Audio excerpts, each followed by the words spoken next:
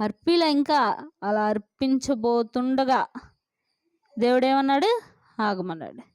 అయ్యా ఏందయ్యా ఆగమన్నావు అంటే, నువ్వు బలిస్తావో లేదో, ఇస్సాకుని ఇంతవరకు తీసుకొస్తావో లేదో అని టెస్ట్ పెట్టాను నీకు, కానీ ఆ టెస్ట్లో పాస్ అయ్యావు నువ్వు. నోటి మీద వేయాలి.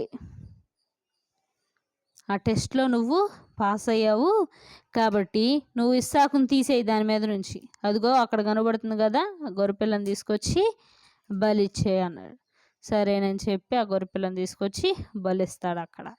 అప్పుడు దేవుడు నిజంగా అబ్రహాము నాకెంతో నమ్మకంగా ఉన్నాడు, తిని చక్కగా నేను పెట్టిన పరీక్ష పాస్ అయ్యాడని చెప్పి దేవుడు కూడా ఆనందపడతాడు.